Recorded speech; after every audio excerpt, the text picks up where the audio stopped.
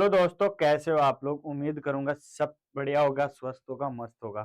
तो जैसे मैंने बात की थी आपको, 25 जनवरी को मैं आपका लैब का बैच स्टार्ट करूंगा। लेकिन मैं बैच स्टार्ट नहीं कर पाया क्योंकि मेरे दादाजी का स्वर्गवास हो गया था। ठीक है, तो इसलिए अब क्या करेंगे हम। अब आज लगभग लगभग 14 तारीख हो गई, तो हम मंडे से आपका बैच रेगुलर स्टार्ट कर लेंगे। तो मैं बात करूंगा आज आज क्या है, 14 फरवरी। तो देश के लिए सबसे बैड डेज जो माना जाता है वो क्या है, 14 फरवरी। क्योंकि आप सभी को पता है इस दिन हमारे पुलवामा में अटैक हुआ, तो वहां पे कितने फौजी हमारे शहीद हुए थे। ठीक है, तो मैं अपने दिल की गहराइयों से उनको श्रद्धांजलि देता हूँ और मैं उम्मीद करता हूँ कि आगे ऐसा काम ना हो। ठीक है, तो हमारा भी ये फर्ज बनता है कि हमें भी कुछ करना चाहिए। और सभी को पता है कि वैकेंसी का दौर चल रहा है, हमारी लैब असिस्टेंट की वैकेंसी आने वाली है। तो आज हम ये देखेंगे कि केमिस्ट्री, फिजिक्स और बायो, ये 3 सब्जेक्ट करवाएंगे हम। तो सबसे पहले केमिस्ट्री के बारे में चर्चा करेंगे। तो आज का मेन टॉपिक क्या है कि हमारा जो लैब असिस्टेंट का केमिस्ट्री का सिलेबस है, उसका थोड़ा सा इंट्रोडक्शन देखेंगे। उसके बाद कौन सा चैप्टर पहले स्टार्ट करेंगे, कौन सा चैप्टर बाद में स्टार्ट करेंगे। ठीक है, तो देखो सबसे पहले तो हमारा जो सबसे पहला यूनिट है वो कौन सा यूनिट है। सबसे पहला यूनिट है हमारा सर, सॉरी, पहला यूनिट कौन सा है हमारा। ये क्या हो रहा है बच्चों? हाँ, पहला यूनिट कौन सा है हमारा? पहला unit periodic table and atomic structure, जो हमारी केमिस्ट्री का बिल्कुल क्या है, बेसिक है। तो सबसे पहले यदि हम किसी भी केमिस्ट्री का स्टडी करते हैं तो उसमें क्या आंसर चैप्टर सबसे पहले है सर? सबसे पहले पीरियोडिक टेबल, क्योंकि वहां से हमें सभी एलिमेंट्सों की प्रॉपर्टीज ज्ञात हो जाती है कि कौन सा एलिमेंट कैसे बिहेव करेगा। जरूरी क्या है हमारे लिए कि कौन सा एलिमेंट कैसे बिहेव करेगा, इस एलिमेंट से कौन से प्रोडक्ट्स बनेंगे। ये सभी चीजें किसमें देखने को मिलती है हमें? ये देखने को मिलती है पीरियोडिक प्रॉपर्टीज, यानी कि आवर्त सारणी में ये देखने को मिलती है पीरियोडिक टेबल में। अब उसके बाद क्या देखते हैं? एटॉमिक स्ट्रक्चर, यानी कि परमाणु।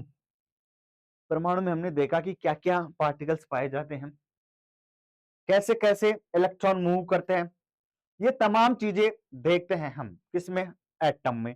यदि हमें केमिस्ट्री स्ट्रॉन्ग करनी है ना, एक तो पीरियोडिक टेबल और केमिकल बॉन्डिंग, ये 2 चैप्टर आप बढ़िया से कर लो, आपकी पूरी केमिस्ट्री स्ट्रॉन्ग हो जाएगी। तो बात करते हैं सर पहली यूनिट।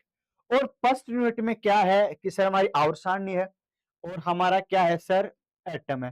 तो अब यहां से ये देखें कि सर हमें केवल क्या बच्चों, कि सर हमें केवल यहां पर आवर्त सारणी में क्या क्या दिया गया है। एक बात तो दी गई है यहाँ पे क्या, कि सर मॉडर्न पीरियोडिक टेबल और इसके क्या दे रखे हैं? आकार, साइज, आयनन विभव, इलेक्ट्रॉन बंधुता और विद्युतता, 4 तो प्रॉपर्टीज दे रखी हैं। ठीक है, और मॉडर्न पीरियोडिक टेबल। तो यहां से क्या करेंगे हम? इसको ये 2 टॉपिक ना पढ़ के पूरी कंप्लीट पीरियोडिक टेबल पढ़ेंगे। ठीक है, उसमें देखेंगे कि पहले कौन से सिद्धांत आए, उसके बाद कौन से आए, तब जाकर हमारा कहीं मॉडर्न पीरियोडिक टेबल आया। ठीक है, उससे पहले हमारे पास कम से कम 4 या 5 नियम है, या जिन लोगों ने पीरियोडिक टेबल दी उसके बारे में देखेंगे, तभी तो आपको पता लगेगा कि हाँ, कि मॉडर्न पीरियोडिक टेबल यहां से स्टार्ट हुई है। उसके बाद हमारा दूसरा चैप्टर कौन सा है? वो है एस ब्लॉक व पी ब्लॉक। कौन सा चैप्टर है? एस व पी ब्लॉक। अब आपको पता है कि सर हमारी एनसीईआरटी में कुछ टॉपिक हटाए गए हैं। ठीक है, तो बच्चे ये बोलेंगे कि सर क्या वो आएंगे या नहीं आएंगे, कि बच्चों के माइंड में कुछ तो रहता है ना कि यार आ भी सकते हैं, नहीं भी आ सकते। तो आपको चिंता करने की कोई आवश्यकता नहीं है, आप वो चैप्टर पहले कर लो। मैं आपको वही चैप्टर पहले करवाऊंगा जो आपको एनसीईआरटी में दिए हुए हैं। हो सकता है जैसे हमारा सिलेबस आए चेंज हो जाए और मैं आपको पहले वो चैप्टर पढ़ा दूं जो आपके है ही नहीं। ठीक है, एनसीईआरटी में नहीं है और वो शायद सिलेबस में भी हट जाए और नहीं भी हटे, इसलिए पहले उन चैप्टर को करेंगे जो आपकी एनसीईआरटी में है। ठीक है, तो यहाँ पे दूसरा कौन सा? एस व पी ब्लॉक। क्या दे रखा है सर? एस व पी ब्लॉक दे रखा है हमारे पास। उसमें जर्नल इंट्रोडक्शन एसपी का, कैसे इलेक्ट्रॉन विन्यास बढ़ते हैं, कौन कौन से एलिमेंट्स होते हैं। तो अब देखो यहाँ से एक चीज देखो, यदि हमें एस और पी ब्लॉक करना है, क्या एस व पी ब्लॉक करना है हमें, उससे पहले हमें आउटसानी पढ़नी पड़ेगी। तो यहाँ पे पहले क्या दे दिया, मॉडर्न पीरियोडिक टेबल। तो हम देखेंगे इस मॉडर्न पीरियोडिक टेबल में हमारे पास सर कितने ग्रुप हैं, कितने वर्ग हैं, ये सभी चीजें देखेंगे। तो पीरियोडिक टेबल में हमारे पास एस भी आएगा, पी भी आएगा। तो हमें यहाँ से जनरल इंट्रोडक्शन तो पता लग गया है इसका। फिर इलेक्ट्रॉनिक विन्यास हम इसी मॉडर्न पीरियोडिक टेबल में देखेंगे। बोलो तो यहाँ से जब कंप्लीट पीरियोडिक टेबल हो जाएगी तो ये टॉपिक आपका 2 क्लियर हो जाएगा। कौन सा, जनरल इंट्रोडक्शन एसपी का, और यहाँ पर इलेक्ट्रॉन कॉन्फ़िगरेशन। अब पढ़ना क्या पड़ेगा यहाँ पे, कि यहाँ पे ऑक्सीजन स्टेट पढ़नी पड़ेगी और ये कहाँ-कहाँ से प्राप्त होते हैं ये पढ़ना पड़ेगा। अब हम जब periodic table, modern periodic table में देखेंगे कि ऑक्सीजन अवस्था भी देख लेंगे, ये हमारे पास वर्ग हैं, इसकी कैसी-कैसी ऑक्सीजन अवस्थाएं होती हैं, सभी चीजें देखेंगे। उससे क्या कॉन्सेप्ट भी क्लियर होगा और आपके आने वाले जो टॉपिक्स हैं वो भी क्लियर हो जाएंगे। ठीक है,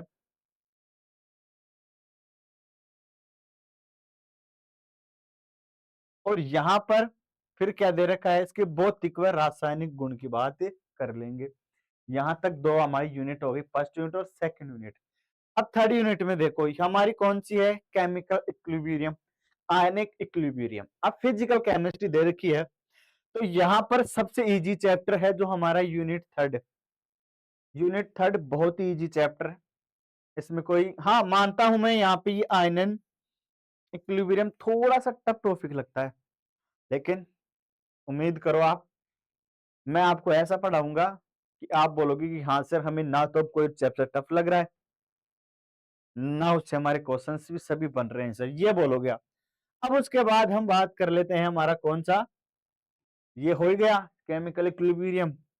उसके बाद हमारा यूनिट फोर्थ कौन सी है, आयनिक इक्विलिब्रियम। ठीक है, आयनिक इक्विलिब्रियम में हमारे पास सबसे क्वेश्चंस बनते हैं, वो एक तो पीएच पूछेगा आपसे कि निम्न में से ये आपको देगा कि पीएच निकालनी है हमें, तो हमें पता है पीएच कैसे निकालते हैं। पीएच निकालते हैं sir minus log H plus, ठीक है, ये फॉर्मूला होता है हमारे पास पीएच निकालने का।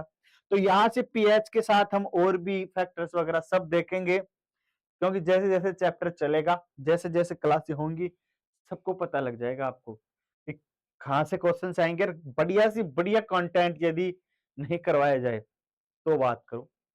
अब उसके बाद हमारे पास गैस स्टेट कौन सी है, सर गैस स्टेट है।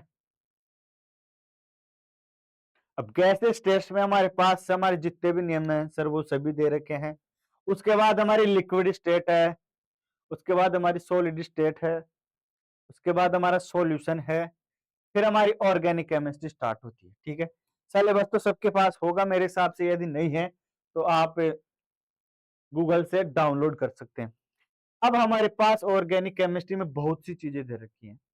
क्या दे रखा है सर, आईयूपीएसी दे रखा है, यहाँ पर सर जीओसी दे रखा है, ये 2 टॉपिक जीओसी के हो गए 3, ये भी सर जीओसी का है, ये आईयूपीएसी हो गया।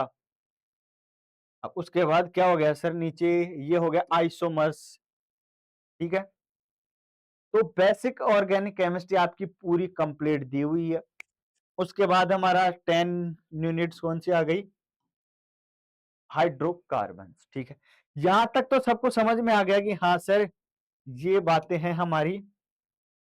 लेकिन मैं अब आपसे बात करना चाहूं क्या, कि सर हमारे पास यूनिट कितनी है। सर हमारे पास 10 यूनिट है। ठीक है, अब एक यूनिट से क्वेश्चंस कितना आएगा पर यूनिट,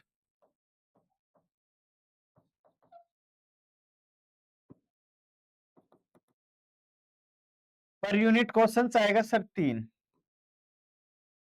पर यूनिट कितने क्वेश्चंस आएंगे सर, पर यूनिट 3 क्वेश्चंस आएंगे। अब आप मेरे को ये बताओ क्या सर, यदि आप इस यूनिट से 3 क्वेश्चंस आ रहे हैं, यदि आपने समझो कि मानो कि हमने क्या किया, फिजिकल प्रॉपर्टी छोड़ दी, तो एक क्वेश्चन गया हमारा। यदि आप इनमें से 10 यूनिट्स में से, इन पूरी कंप्लीट 10 यूनिट्स में से आप एक एक टॉपिक भी छोड़ दो ना, जैसे हमने क्या छोड़ दिया सर, यहाँ से आदर्श गैस समीकरण छोड़ दिया, आइडियल गैस इक्वेशन छोड़ दी, हो सकता है आइडियल इक्वेशन गैस से क्वेश्चन आ जाए, क्योंकि सिलेबस इतना बड़ा है नहीं आपका। आपको क्या करना है, इसमें हर यूनिट में हर टॉपिक अच्छे से कंप्लीट करना है, क्योंकि सर हर यूनिट से कितने क्वेश्चंस आ रहे हैं सर, 3 क्वेश्चंस आ रहे हैं, ठीक है। और सर हम स्टार्ट कैसे करेंगे, अब देखो हम स्टार्ट कैसे करेंगे। हम सबसे पहले स्टार्ट करेंगे आवर्त सारणी। कौन सी? आवर्त सारणी। हम यहां से सबसे पहले आवर्त सारणी स्टार्ट करेंगे। और आपकी क्लास कब से होगी सर? मंडे से।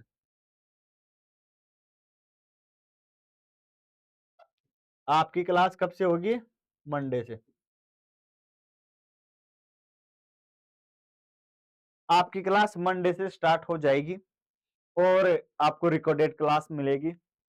मैं उम्मीद करूंगा कि आप सभी बातें समझ पाए कि क्या करना है। सबसे पहले पीरियोडिक टेबल कंप्लीट करनी है। तो यहां से यदि पीरियोडिक टेबल कंप्लीट होगी तो क्या क्या होगा सर? एस व पी ब्लॉक। एस व पी ब्लॉक का क्या होगा? इंट्रोडक्शन हमारा क्या होगा सर? खत्म हो जाएगा। उसके बाद सर इसका इलेक्ट्रॉनिक विन्यास खत्म हो जाएगा। तो आपको आसानी होगी आगे यूनिट्स कंप्लीट करने में, ठीक है। तो हम आपको मंडे को बिल्कुल शानदार तरीके से आपकी क्लास स्टार्ट हो जाएगी। और एक यूनिट